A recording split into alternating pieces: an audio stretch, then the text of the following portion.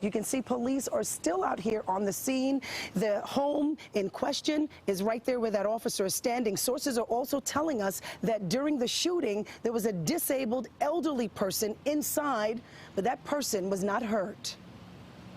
It is traumatizing. It is, especially I'm next door, so a stray bullet could have came through very easily. This St. Albans neighborhood is shaken after being rattled by gunfire Saturday evening as police officers and Raul Hardy exchanged more than 100 rounds in front of his home here on 116th Avenue near Francis Lewis Boulevard. Hardy allegedly refused to show officers his hands. Instead, he pulled out a gun. Police say it all started after Hardy made a series of 911 calls threatening the lives of Governor Kathy Hochul and Police Commissioner Keechant Sewell. And that's not all. And he clearly stated that he was going to blow the head off of the first police officers that he saw. Sources tell Pix 11 News Hardy is well known to police. Officers responded to a few domestic disturbances here before. I know he had some issues.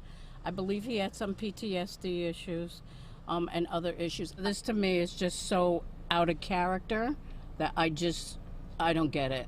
What is also questionable to neighbors here is the use of force. Police say Hardy used this weapon to shoot at officers, and at least 6 officers returned fire.